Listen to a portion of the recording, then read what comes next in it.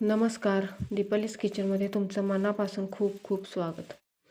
आज आपल्याला 10 किलो शेव लाडूची ऑर्डर आहे किंवा कळीचे लाडू म्हटला तरी चालेल. पूर्वीच्या महिला अशा प्रकारचे लाडू खूप बनवायच्या. डाळीच्या पिठात आपण थोडंसं मीठ टाकलं, ते पीठ 1 तास चांगलं भिजत ठेवलं. भिजलेलं पीठ ते अशा प्रतीच्या शेवग्यात भरलं आणि नंतर त्याची कडक तेलात तळून घेतली. शेव पाडलेली शेव चांगली नितळत ठेवली. त्यातलं तेल सगळं नितळून घेतल्यानंतर त्या शेवेचा चुरा केला.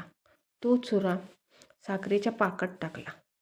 त्या साखरेच्या पाकात वेलची, जायफळ हे सगळंही टाकलं. आपल्याला जर हवे असले तर आपण काजू बदामसुद्धा टाकू शकतो किंवा थोडंसं पाकात तूपसुद्धा टाकू शकतो. तुपामुळे चवीला खूप फरक पडतो किंवा खूप टेस्टी लागतात. हे लाडू साखरेच्या पाकातले बांधायला आले की बांधून घ्यायचे. अशा पद्धतीने ते लाडू दिसतात. खूप छान आणि चविष्ट लागतात. आपल्या बुंदीच्या लाडूपेक्षाही छान लागतात. जास्त दिवस टिकतात. याला भुरा येत नाही. तसं म्हटलं तर दीपालीज किचनला या लाडूची खूप ऑर्डर असते.